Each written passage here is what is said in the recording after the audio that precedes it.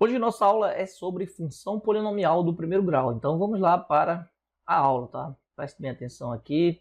Esse aqui é a parte de definição, então a gente vai trabalhar sobre função polinomial do primeiro grau. Então vem comigo, vamos lá. Função, nós temos aqui as noções elementares, tá? No primeiro capítulo desta coleção, mostramos um estudo sobre a variação de grandezas, incluindo alguns casos particulares, como a variação linear. Tá? Essa variação aqui, variação linear. Vamos retomar essa ideia, mas agora desenvolvendo um estudo mais detalhado que a matemática chama de função. Então nós vamos trabalhar com agora o que é uma função, o que define uma função. Tá? De maneira geral aqui, há muitas situações em que certas grandezas variam conforme a variação de outra. Então, veja que à medida que uma grandeza varia, outra também, se variar na mesma ideia, tá? Na mesma variação, então isso aí nós vamos chamar de função. Como exemplo, as avaliações comumente, né, aplicadas nos colégios geram uma nota que varia em função de número de certos que o aluno avaliado obteve. Então, veja bem, à medida que eu aplico uma avaliação, né, ela tem uma pontuação. Então, depende da quantidade de acertos que você tiver, você tem uma nota. Então, é uma função, tá? Porque se você acerta, por exemplo, 5 questões e essa questão vale 1 ponto, você vai ter uma nota, tá? Se você acerta 7 questões, você tem 10 questões no total, você vai ter uma nota também aí, dependendo do total de acertos, e também depende da nota que cada questão está valendo. Entendeu? Então a gente vai ver que isso aí é uma função. Vamos ver aqui. Só subir mais um pouquinho aqui, tá? Vamos lá. Como exemplo, as avaliações comumente aplicadas nos colégios geram uma nota que variam em função do número de acertos. Do número de acertos que o aluno avaliado obteve. Em uma dessas avaliações, Fernanda respondeu 20 questões. Vamos lá verificar aqui agora. Ó. Sendo que cada uma delas tem valor de 0,5 pontos ou 5 décimos. Nesse caso, chamando a nota do aluno de N e o número de questões respondidas corretamente de T, podemos mostrar a seguinte tabela que associa a nota com T. Então, que é o N representa a nota, né? E o T representa aqui o total de acertos. Então, veja bem, total de acertos. Ó. Se ela acertar 0, ela terá 0 nota, porque não tem nenhum acerto aqui. E outra coisa, se eu tiver agora, ó, acertar uma questão, ela vai ter 0,5 ou 5 décimos. Perfeito? Se ela acertar aqui 2 questões, ela vai ter 1 ponto, porque ela acertou 2 questões, então aplicado para cada questão 5 décimos, então ela terá aqui 1 ponto. Se ela acertar 3, ela vai ter um inteiro, né, 1,5 décimos. Então, nós temos aqui a pontuação dela. Se ela acertar 4, ela vai ter 2 pontos. Se ela acertar 5, ela vai ir aí por diante. Se ela acertar 19, ela vai ter 9,5 ou 9,5 décimos, certo? Se ela acertar 20, logicamente ela terá uma nota 10, que é a nota máxima geralmente de todas as avaliações. Então aqui está sendo representada uma função, certo? Então isso depende, a nota depende de quem? Depende do total de acertos. Então isso é importante aqui na função. Graficamente você vai observar, olha, se eu acerto uma aqui, logicamente ela vai ter quantos? Ela vai ter 0,5, está bem aqui no meio, ó, o ponto. Se ela acertar 2, ela vai ter 1 ponto. Se ela acertar 3, ela vai ter 1,5. E aí por diante. Ó, aqui esse gráfico representa, ó, se por exemplo ela acertar 8, quantos pontos ela vai ter? Ela vai ter 4. Né? Tá aqui, ó. Se ela acertar 10 questões, eu vou ter quantos aqui? Ó, vou ter... Né? Se ela acertar 10, vem aqui, esse aqui é o ponto, então vai ter 5 pontos. Que é a nota da pessoa, está representando a nota. Então, graficamente, o que está sendo representado aqui nessa tabela, graficamente também está sendo representado aqui, que é o total de acertos. Por exemplo, 19, ó, se ela acertou 19, está aqui o ponto de encontro, ela vai para onde? Ela vai para 9,5, como está sendo informado aqui. Se ela acertou 10, ou se ela acertou 20 questões aqui, logicamente que nós vamos ter 10 pontos. Entendido? Então, a tabela mostra que a nota é dada em função do número de questões respondidas corretamente, estabelecendo uma relação.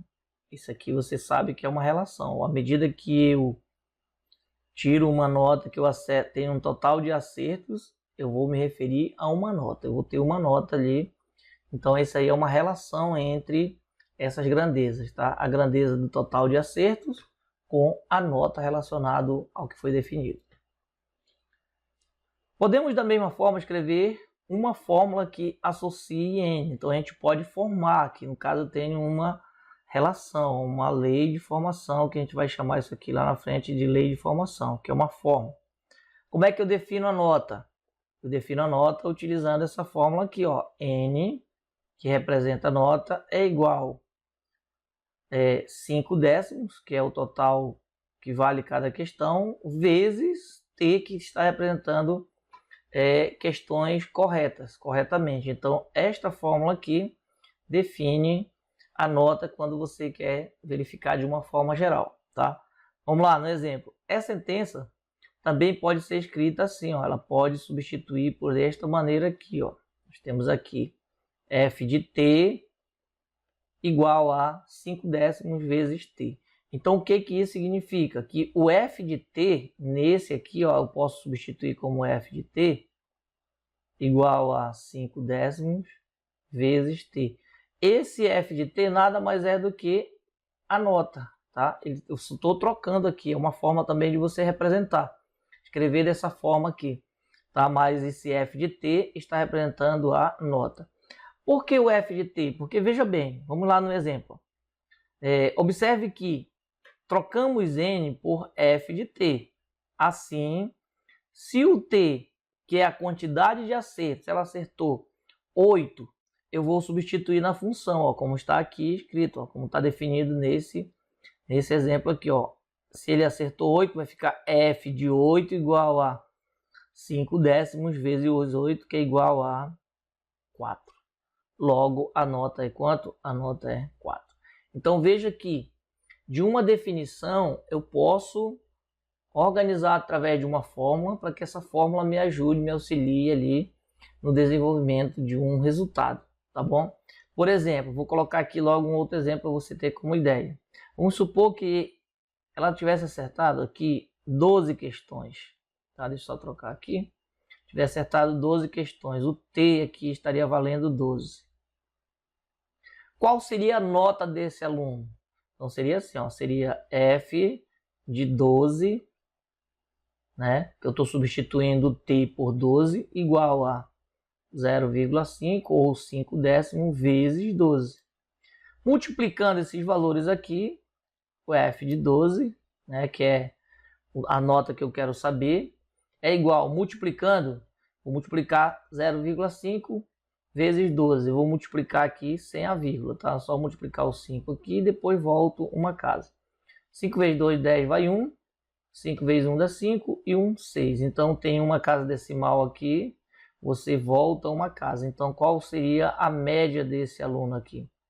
A média seria uma média 6.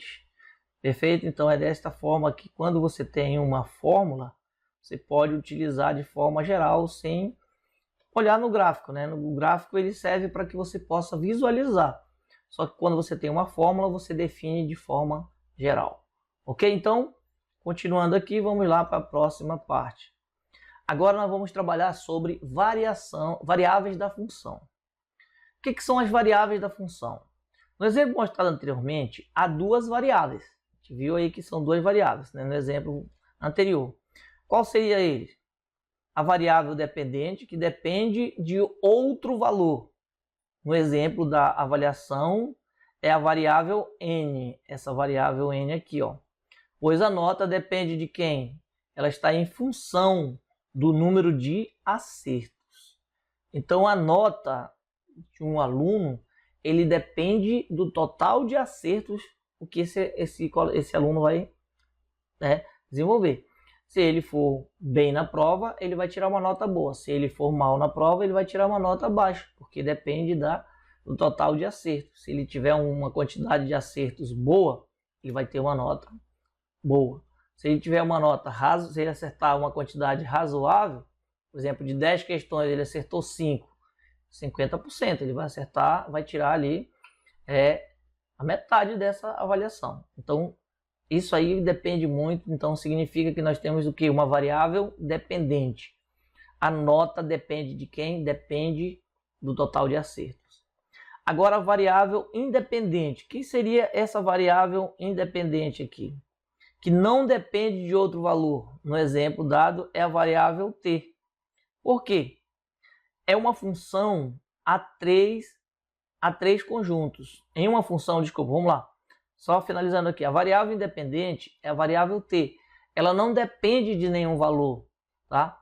Se eu acertar 5 questões, o que esses 5 vai me informar lá qual é a minha nota. Então, por exemplo, o t ele não depende de nada. Depende da minha inteligência o que eu irei acertar, né? A quantidade de acerto e da prova. Beleza? Em uma função há 3 conjuntos. Quais são esses conjuntos? Domínio, contradomínio e imagem. Ainda de acordo com o exemplo dado, temos. Vamos lá. Veja bem, eu quero que vocês entendam essa parte aqui. Olha, nós temos agora, vamos trabalhar sobre domínio, contradomínio e conjunto imagem. Vamos lá, vamos trabalhar logo sobre o domínio de uma função. O que é o domínio de uma função? É a quantidade t de acertos da avaliação. A forma de conjunto indicamos. Por exemplo, o que vai ser o domínio dessa função? É a quantidade de acertos. 0, 1, 2, 3, 4, 5, 6, 7, 8, 9, 10. Se a prova fosse 20 questões, então aqui seria o domínio da função, seria a quantidade de questões que está definido nessa avaliação, certo? Então, o que seria agora o contradomínio? Quem é o contradomínio dessa função? Vamos verificar aqui. O contradomínio, que é o n, que será atribuído de acordo com o total de acertos, que, portanto, podem ser relacionados a cada elemento do domínio, na forma de um conjunto indicamos. Olha, o que é o contradomínio? O contradomínio, ele é a quantidade, por exemplo, é a relação que define aqui. Se eu acertei 0, eu vou ter 0 pontos. Se eu acertei uma questão, eu vou ter quantos? Eu vou ter 0,5. Se eu acertei 2 questões, eu vou ter quanto? Eu vou ter 1 ponto. Se eu acertei 3 questões, eu vou ter 1,5. Entendeu? Então, esse valor que está relacionando com o total de acerto, ele é chamado de quê? De contradomínio. É o resultado, tá? Então, por exemplo, quando você acerta 1, esse 1, ele vai lá relacionar com quem? Com 0,5. Se ele acertou 2, vai relacionar lá com 1 ponto. Então, essa relação aí é chamada de contradomínio. Você pega um conjunto e leva esse resultado lá para outro conjunto. E esse conjunto que está recebendo esse valor, ele é chamado de contradomínio. Ok? Então vamos lá. Agora, o que vai ser a imagem de uma função? O conjunto imagem é o conjunto de valores de n que n efetivamente assume. O conjunto imagem portanto, sempre um subconjunto do contradomínio. Na forma de conjunto indicamos, por exemplo, quais são os elementos que eu tenho aqui nessa imagem? O conjunto, eu vou tentar desenhar aqui só para a gente tentar entender. Por exemplo, aqui, ó, eu tenho um conjunto aqui, vou ter aqui o conjunto de questões. Vou colocar um Q aqui de questões. Aí eu tenho 0, 1, 2 e 3, só para você entender melhor. Aqui eu tenho a nota, vou colocar aqui a nota, tá? As notas, aí eu tenho aqui 0, aí eu vou ter 0,5, eu vou ter 1, aí eu vou ter 1,5, eu vou ter outros valores aqui, vou só iniciar. Então, por exemplo, cada valor desse aqui, se eu acertei 0, eu vou ter vou relacionar com um valor aqui, ó, então vai ter 0. Se eu acertei 1, eu vou ter 0,5, tá aqui, ó. Se eu acertei 2, eu vou ter 1 ponto, tá aqui também, ó. Tá vendo que tá relacionando? Se eu acertei 3, esse também aqui, ó, está 1,5. Então veja bem, esses elementos aqui, esses elementos que estão nesse conjunto aqui, eles são chamados de domínio da função, tá? Esse aqui é o domínio da função. Esses elementos que estão aqui do conjunto N, que tem vários elementos, eles são chamados de contradomínio da função, olha, representado por esse símbolo aqui. E quem é o conjunto imagem? O conjunto imagem são os elementos que estão recebendo aqui, ó. Nesse caso aqui, eu estou usando esses elementos aqui, seriam a imagem da função, ou seja, seriam os mesmos valores quase do contradomínio, entendeu? Então, a imagem da função, que é representada desta forma, seriam esses elementos que estão recebendo essas informações aqui. Entenderam? Então, essa informação aqui ela é importante. Eu tenho que saber o que é o domínio de uma função, o que é o contradomínio e o que é o conjunto imagem. Domínio da função é os elementos, são os elementos que estão ali primeiro, que vão relacionar com o elemento lá no contradomínio. O contradomínio, ele pode ter vários números ali, mas, por exemplo, quem vai ser só o conjunto imagem? O conjunto imagem vai ser aqueles elementos que estão recebendo só os valores. De uma forma geral, vou tentar aqui fazer tentar só organizar para você ver de uma outra maneira também. Bora ver se consegue aqui um conjunto A, aí eu vou ter um conjunto B aqui, colocar valores maiores, um conjunto B. Vou colocar aqui 0, 1, 2. Aqui eu vou colocar 0, 0,5, vou colocar 1, vou colocar aqui 1,5, vou colocar 2, vou colocar 2,5, vou colocar 3, tá? 3. Então percebam que cada elemento daqui agora, que eu vou ligado com o conjunto A, olha só, esse aqui vem com 1, se ele não acertar nenhuma questão, ele vai ter 0. Se ele acertar uma, ele vai ter 1,5. Se ele acertou duas questões, ele vai ter 1 ponto. Então, mais ou menos, se fosse só isso aqui, ó, fosse o domínio da função, se ele fosse só esses valores aqui, ó, o domínio fosse esses valores. Quem seria o contradomínio aqui? Todos esses elementos, ó, o contradomínio desta função seriam todos esses elementos aqui, todos eles, ó, o 0, 0,5, 1,5, 2, 2,5 e 3. Quem seria a minha imagem? Tá? Quem seria a minha imagem dessa função aqui? A imagem dessa função seria somente esses elementos que estão recebendo aqui, ó. Então seria somente esses valores aqui. A imagem dessa função seria somente quem? O 0, 0,5 e o 1. Entendeu agora? Essa definição aqui, conjunto, domínio da função seriam esses elementos, contradomínio seria todos esses elementos e a imagem seria somente os elementos que estão recebendo essas informações. No caso, seria esses elementos aqui, ó, somente eles. Entendido agora? Então ficou mais claro? Perfeito. Então vamos lá. Olha só, para o vídeo não ficar muito longo, né? Eu gostaria de explicar principalmente essa parte aqui, que é a parte teórica, tá? A parte teórica. Então o vídeo vai ficar um pouco mais longo, mas eu espero que vocês consigam entender bem aí. Qualquer coisa, eu estarei tirando a dúvida de vocês em sala de aula também, ou esse vídeo aqui, ele vai ser também um suporte, caso você não consiga entender também na sala de aula.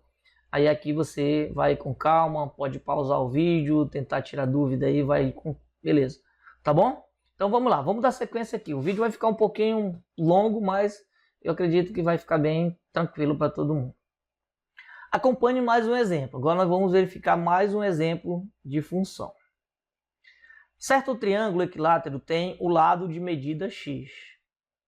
sendo, e aí a gente já sabe, né, um triângulo equilátero, todos os lados iguais. Sendo está indicada em certa unidade de medida. Seu perímetro y é obtido em função da medida de x por meio da sentença seguinte. Então, olha só, o y aqui está definindo o perímetro, né? O que é o perímetro? A soma de todos os lados. Então, por exemplo, ele está definindo através desta fórmula aqui, ó. Y é igual a 3 vezes x, ou seja, o perímetro, tá? Poderia muito bem aqui substituir pelo perímetro, mas tudo bem, ó. Então, esses três lados aqui definem o perímetro. Beleza.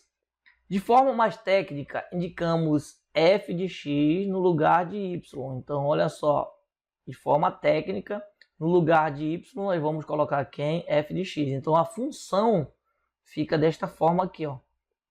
F de x igual a 3x. De acordo com a unidade de medida escolhida, vamos considerar apenas medidas inteiras para x, variando de 1 a 5. Nessas condições, devemos ter o domínio da função. Quem seria o domínio da função? Os elementos de 1 a 5. Então, esses elementos aqui é o domínio da função, né? Valores que eu represento para x. Para determinar a respectiva imagem, que é o meu resultado, lá onde esses valores aqui vão se conectar, a imagem de cada elemento do domínio substitua cada valor de x na fórmula. Então, por exemplo, para mim saber qual valor, por exemplo, do domínio, qual valor vai estar relacionado lá com a imagem da função, eu preciso substituir aonde? Na fórmula. E aqui você vai observar, ó, quando x for 1, eu vou colocar 3 vezes 1, que é igual a 3. Logo, a imagem dessa função, ó, é quanto? 3 é a imagem da função quando x for 1. Quando x for 2, 3 vezes 2 vai dar 6. E 6 é a imagem quando x for 2. F de 3, quando x for 3, 3 vezes 3 vai dar 9. Então, 9 é a imagem de 3 quando x for 3.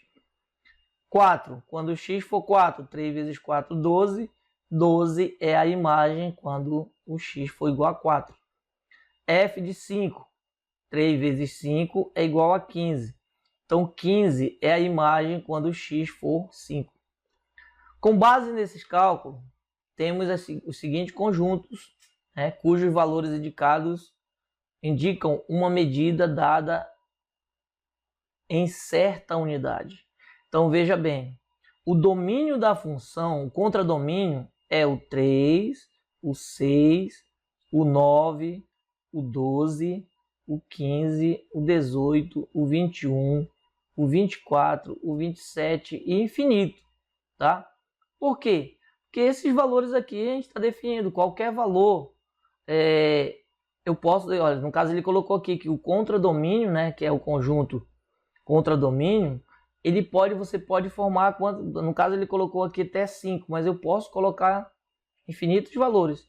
A imagem da função, quem vai ser a imagem da função? O 3, o 6, o 9, o 12 e o 15. Tá? Então, por exemplo, aqui eu poderia criar o domínio da função, né, que seria o domínio da nossa função, domínio de f, qualquer valor. Eu poderia colocar eles quem? Ele colocou aqui, ó, a partir do 1 até o 5, quando ele definiu aqui, ó, domínio da função do 1 ao 5. Só que eu poderia colocar mais. No caso aqui, quando eu vou representar, ó, poderia colocar mais valores, né? E aí, no caso aqui, como está até o 5, então ele chegou até o 15. Só que eu poderia colocar, se fosse 6, já seria quanto? Seria o 18. Se fosse 7, 3 vezes 7, 21. Se fosse 8, 24. Então, percebam que o domínio da função, eu posso acrescentar mais valores. Nesse caso aqui, o contradomínio tem mais valores ainda também. E quem seria a imagem nesse caso aqui da função? O 3, o 6, o 9 e o 12, porque estão se conectando somente com esses valores aqui que foram definidos, certo? Então, esse é a imagem da função. Observe que a imagem da função, ela está contida no contradomínio. Ou seja, a imagem de f está contida no contradomínio da função. O contradomínio indica possibilidade de perímetro para o triângulo de acordo com as medidas inteiras de x, enquanto a imagem mostra os perímetros efetivamente obtidos de acordo com os valores indicados no domínio. Novamente, temos aqui a ideia de que o perímetro é dada em função da medida do triângulo, sendo que cada medida de lado está associado a um e somente uma medida de perímetro, beleza? Então, por exemplo, quando os lados de um triângulo, quando os lados de um triângulo for igual a 1, se tiver um triângulo que as medidas do lado é igual a 1, qual vai ser o perímetro desse triângulo? Vai ser 3, né? 3. Quando o lado do perímetro for 2, desse triângulo, qual vai ser o perímetro? Vai ser 6, né? Quando o lado desse triângulo for 3, qual vai ser o perímetro? Vai ser 9. Quando o lado desse triângulo for 4, qual vai ser o perímetro? 12. Quando for 5, qual vai ser o perímetro? 15. Entendeu? Então vai estar sempre relacionando. 6, qual vai ser o perímetro? Vai ser 18.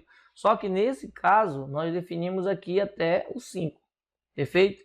Só que nós temos o contradomínio valores infinitos. São bastante longos aí. Perfeito? Então isso é importante a gente saber, que uma função, um elemento, depende do outro, tá? Quem é que está dependendo um do outro aqui? Eu dependo de quem? Eu dependo, o x aqui, ó, o perímetro depende de quem? Depende dos lados do triângulo. Quando eu defino o lado de um triângulo, eu vou saber o perímetro desse triângulo. Perfeito? Então vamos lá, vamos continuando aqui, deixa eu ver agora.